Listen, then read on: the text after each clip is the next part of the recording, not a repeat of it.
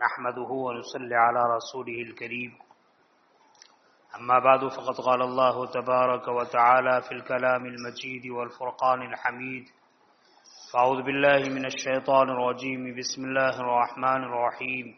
ولا يغتب بعضكم بعضا أو كما قال تبارك وتعالى. میرے محترم بھائیوں، دوستوں اور بزرگوں، اسلام ایک فطری مذہب ہے، لہذا انسان کی فطرت کا وہ پورا خیال رکھتا ہے. آپ نے یہ سنا ہے کہ غیبت کرنا بہت بڑا گناہ ہے اور غیبت سے بچنا فرض ہے. بعض حالات ایسے آ جاتے ہیں کہ آدمی کو کسی کی برائی کسی کے سامنے رکھنا ضروری ہو جاتا ہے، لیکن شریعت اسلام دین فطرت ہے، لہذا فطرت کا لحاظ رکھتے ہوئے بعض جگہوں پر اس بات کی اجازت اور گنجائش دی ہے. مثال کے طور پر کوئی آدمی کسی کو ناحق قتل کرنا چاہے اور قتل کرنے کے لیے اس نے تدبیر اور پلان بنا لیا ہے اور آپ کو اس کا علم ہو گیا، آپ کو پتہ چل گیا کہ فلاں آدمی فلاں کو قتل کرنا چاہتا ہے بے قصور ناحق. چنانچہ آپ نے جس کو قتل کرنے کا ارادہ ہے اسے جا کر آپ نے بتا دیا کہ دیکھو فلاں آدمی ناحق تمہارا قتل کرنا چاہتا ہے. یہ غیبت نہیں ہے، اس کی اجازت ہے، بلکہ ضروری ہے کہ آپ سامنے والے کو بتلا دیں کہ تمہارا قتل کرنے کا ارادہ چاہتا ہے، تم اپنی حفاظت کی تدبیر اختیار کریں. یا مثال کے طور پر کوئی نیک صالح اللہ کا بندہ ہے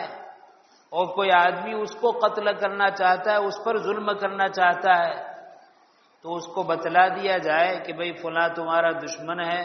تمہیں قتل کرنا چاہتا ہے، تم پر ظلم کرنا چاہتا ہے، تم اپنی حفاظت کی تدبیر اختیار کرے. یہ ضروری ہے.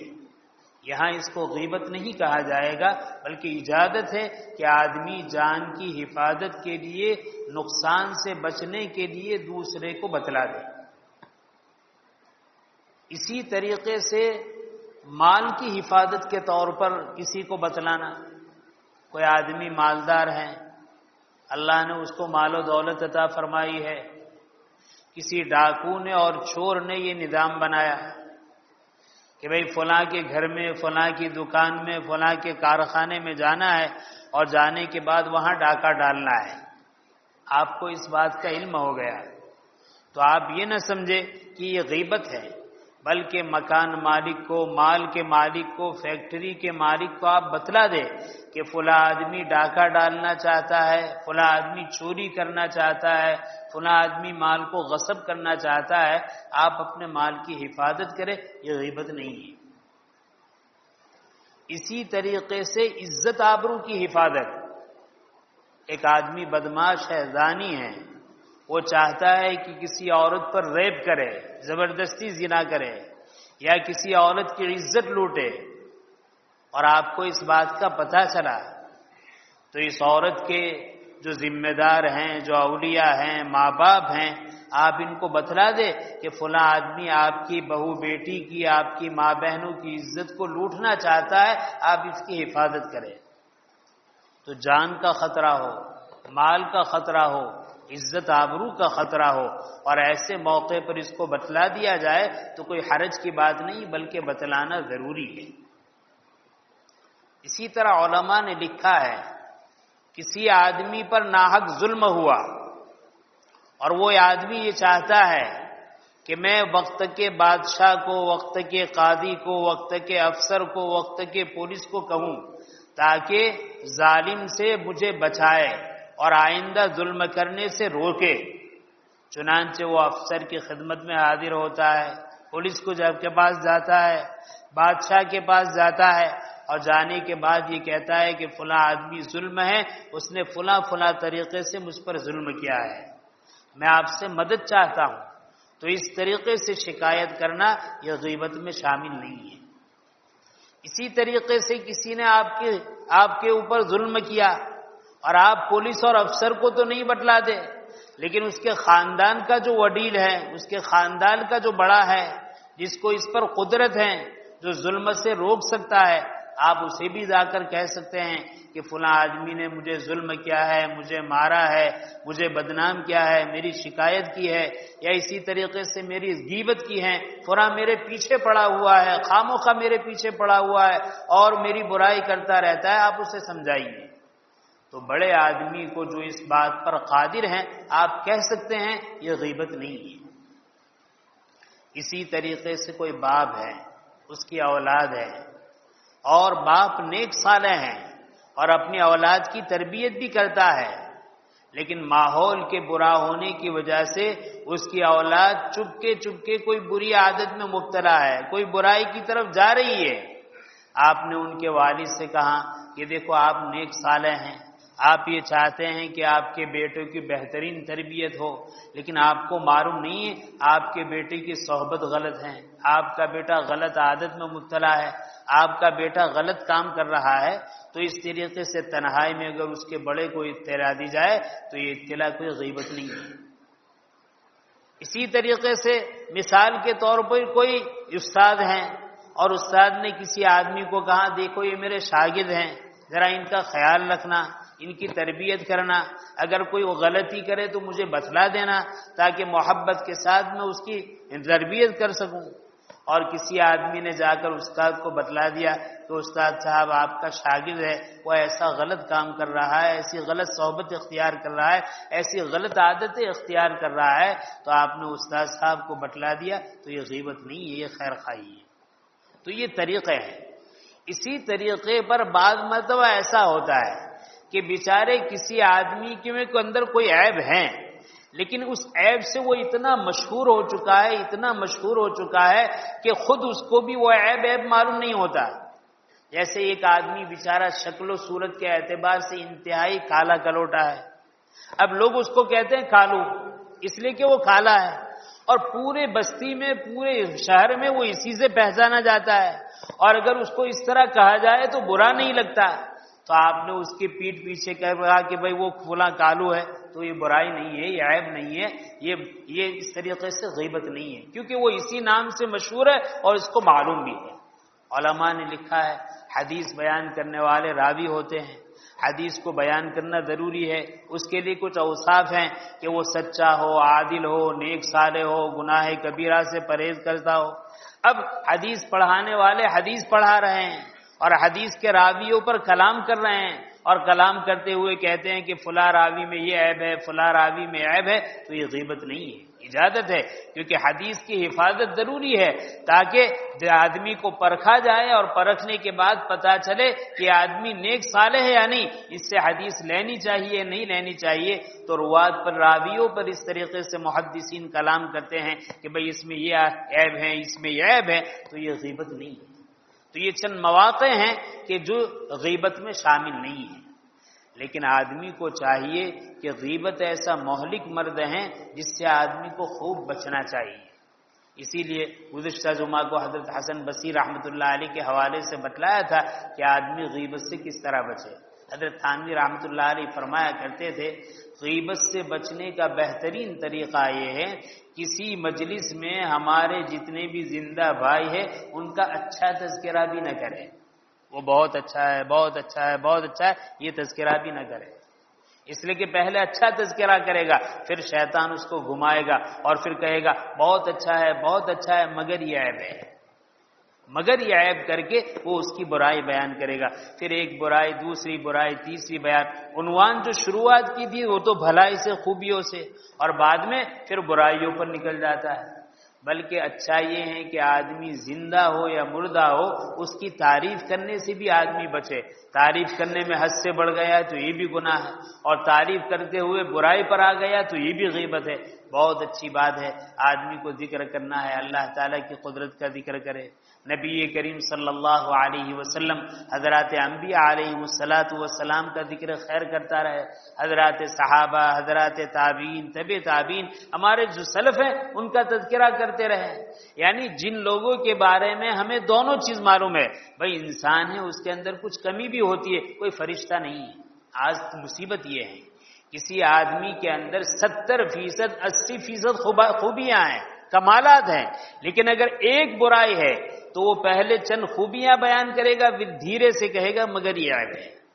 تو اچھا ہے کہ 70% خوبیاں ہیں وہ بھی بیان نہ کرو، اس لیے کہ بیان کرتے کرتے پھر برائیوں پر آ جائے. یہ غیبت سے بچنے کے طریقے ہیں کہ آدمی اللہ اور اس کے رسول کا ذکر کرے، حضرات صحابہ کا ذکر کرے، سلف صالحین کا ذکر کرے، عام انسانوں کے ذکر کرنے کو چھوڑے. بلکہ شیطان جب ذکر کرانا چاہتا ہے تو ذکر کرانے سے پہلے غیبت کرانا چاہتا ہے، تو غیبت کرانے سے پہلے کچھ خوبیاں بیان کرواتا ہے، اور جب خوبیوں کی مجلس گرم ہو جاتی ہے تو پھر دھیرے سے کہے گا کہ مگر اس میں یہ عیب ہے، اس میں یہ برائی ہے، اس نے ایسا کیا ہے. میرے بھائی برائی کس کے اندر نہیں ہے،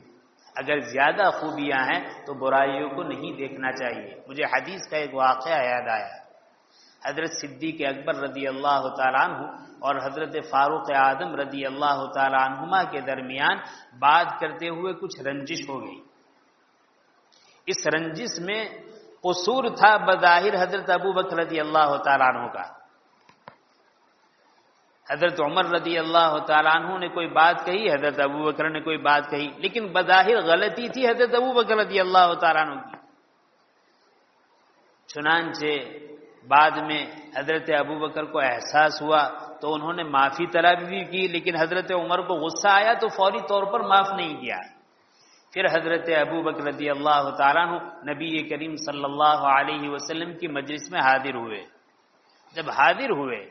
تو نبی کریم صلی اللہ علیہ وسلم نے حضرت ابوبکر صدیق رضی اللہ تعالیٰ عنہ کے چہرے کو دیکھ کر اندازہ لگا لیا، پتہ چلا لیا کہ یہ آدمی کسی سے جھگڑ کر آئے ہیں، کسی سے بحث کر کے آئے ہیں، کوئی معاملہ تنگ ہو کر آئے، تنگ کر کے آئے ہیں. تھوڑی دیر کے بعد حضرت عمر رضی اللہ تعالیٰ عنہ بھی اس مجلس میں آ گئے. بات شروع ہوئی، بھئی کیا بات ہے؟ تو بات کرتے ہوئے حضرت عمر نے کہا کہ بھئی حضرت ابو بکر کی یہ غلطی ہے. نبی کریم صلی اللہ علیہ وسلم ناراض ہو گئے. حضرت ابو بکر خود کہنے لگے کہ اللہ کے رسول اس سلسلے میں غلطی میری ہے. اس کے باوجود نبی کریم صلی اللہ علیہ وسلم حضرت عمر سے ناراض ہو گئے، حالانکہ حضرت عمر کی غلطی نہیں تھی، حضرت ابو بکر سے کچھ چوک ہوئی تھی، اور حضرت عمر بھی کہہ رہے ہیں اور حضرت ابو بکر بھی کہہ رہے ہیں کہ غلطی میری ہے، ان کی نہیں ہے. اس کے باوجود حضرت نبی کریم صلی اللہ علیہ وسلم کہنے لگے کہ ابو بکر کے بارے میں خاموش رہو، میرے ساتھی کے بارے میں کیوں ایسا کہتے ہو؟ علماء نے یہاں لکھا ہے کہ کوئی آدمی معاشرے میں ایسا ہے جن کی نیکیاں اور بھلائیاں زیادہ ہے اور اس کے اندر کچھ کمی اور کوتاہی ہے، تو آدمی کے لیے مناسب نہیں ہے کہ وہ تھوڑی کمیوں کو دیکھے اور بہت سارے کمالات پر اور خوبیوں پر پردہ ڈالے. آج کل ہمارا حال یہی ہے. انسان ہے، بشر ہے، ہر ایک میں غلطی ہوتی ہے، ہر ایک میں کوتاہی ہوتی ہے، لیکن کسی آدمی میں 70%، 80% خوبیاں ہیں، کمالات ہیں، وہ نیک صالح ہیں، اللہ کے احکام کو پورا کرنے والا ہے.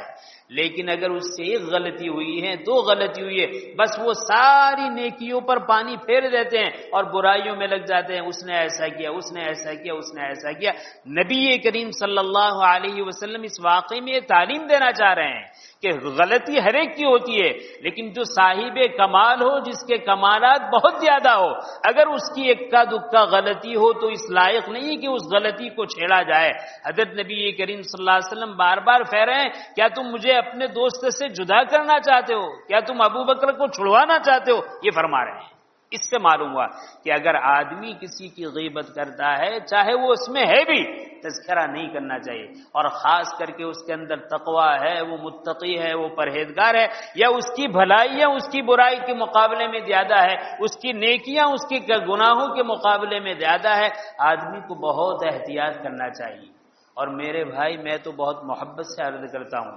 میں نے پہلے بھی عرض کیا، آدمی پہلے فاسق و فاجر کی برائی کرتا ہے،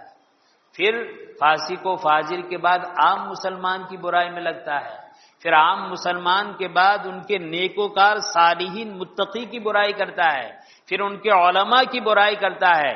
یہ کیڑا اتنا آگے بڑھتا ہے، آگے بڑھتا ہے، آگے بڑھتا ہے کہ پھر اپنے پہلے پرانے بزرگوں پر تنقید کرتا ہے۔ پھر آگے یہ کیڑا بڑھتا ہے، ذہن اتنا خراب ہوتا ہے، خباثت اور شیطانیت اس طرح بڑھتی ہے کہ پھر وہ آگے حضرات تبع تابعین پر ہاتھ مارتا ہے، پھر تابعین پر ہاتھ مارتا ہے، پھر اللہ حفاظت فرمائے صحابہ پر ہاتھ مارتا ہے، اور پھر نبی پر ہاتھ مارتا ہے، ایمان سے ہاتھ دھو بیٹھتا ہے۔ لہذا آدمی کو ہمیشہ برائی سے اپنے آپ کو خوب بچانا چاہیے، کسی کی برائی نہیں کرنی چاہیے۔ بعض بزرگوں نے فرمایا، خود حضرت بصیر رحمۃ اللہ علیہ فرماتے ہیں، جب ہمارے دل میں کسی کی برائی کا خیال آئے کہ فلاں میں یہ برائی ہے، فلاں میں یہ عیب ہے، فلاں میں یہ کمی ہے، تو فوراً اس سے نظر ہٹا کر اپنی برائیوں کو دیکھنا چاہیے کہ اگر اس کی 10 برائیاں مجھے معلوم ہے تو میری ہزاروں برائیاں مجھے معلوم ہے، اس کے اندر میں 10 برائی دیکھ رہا ہوں تو میں ہزاروں برائیاں اپنے اندر دیکھ رہا ہوں۔ اگر 10 اس کی برائی ہیں، 1000 میری ہیں، تو بڑا گنہگار تو میں ہوں، بڑا پاپی تو میں ہوں، اللہ کی دربار میں بڑا مجرم تو میں ہوں۔ مجھے اس کی فکر نہیں کرنی چاہیے، مجھے اپنی فکر کرنی چاہیے۔ اور علماء نے لکھا ہے کہ اگر صالحین اور اہل اللہ سے کوئی غلطی ہو جائے، ہو سکتا ہے رات کو تہجد میں اٹھے، اللہ سے معافی کرے، اللہ معاف کر دے، اور تم ہے کہ ان کے خلاف زبان درازی کرتے رہے اور اپنی دنیا تو دنیا، اپنی آخرت کو برباد کر دے۔ میرے بھائی، اس سے بہت زیادہ بچنے کی ضرورت ہے۔ ماشاءاللہ یہ بستی جس کو قریۃ الصالحین کہا جاتا ہے، لاجپور کی بستی، اللہ تعالیٰ نے یہاں اہل اللہ پیدا فرمایا ہے، صالحین پیدا فرمایا ہے۔ انشاءاللہ موقع ہوا تو میں آئندہ اس پر روشنی ڈالوں گا کہ ہمارے اللہ نے کیسے کیسے افراد پیدا فرمایا ہے۔ لیکن افسوس کی بات یہ ہے، ہر دور میں 2 طبقے رہے ہیں۔ جہاں اہل اللہ پیدا ہوئے وہاں اہل اللہ کے مخالفین بھی پیدا ہوئے۔ ہاں یہ ہوا، کسی زمانے میں بہت کم مخالف رہے، کسی زمانے میں بہت زیادہ مخالف رہے۔ اہل اللہ کی مخالفت اپنے ایمان کا کباڑا نکالنا ہے، اپنے ایمان سے اپنے آپ کو ہاتھ دھو بیٹھنا ہے، اپنی نسلوں کو گمراہی پر ڈالنا ہے۔ لہذا آدمی ہر ایک کی برائی سے، ہر ایک کی غیبت سے، اور خصوصاً علماء، اہل اللہ، صلحاء، ان کی برائیوں سے اپنے آپ کو خوب بچائے۔ اللہ تعالی شانو ہمیں عام مسلمان کی، بلکہ وہ فاسق و فاجر جو بیچارہ کوئی گناہ تنہائی میں کرتا ہے، اس کی برائی سے، اس کی غیبت سے بھی اللہ تعالی ہمارے نسلوں کی حفاظت فرمائے۔ اللہ تعالی ہمیں نیک صالح بنائے، متقی اور پرہیزگار بنائے، ہمیں اپنی فرقہ آخرت نصیب فرمائے، دوسروں کی عیب جوئی سے، دوسرے پر تنقید سے، دوسرے کی برائی سے اللہ ہماری حفاظت فرمائے۔ میرے بھائی، دنیا ایسی ہے، ہم نے کسی کی برائی کر کے کسی کو ذلیل کیا، اللہ اس کو نہیں چھوڑے گا، موت اس وقت اس کی نہیں آئے گی جب تک وہ دنیا میں ذلیل نہیں ہوگا۔ اللہ تعالیٰ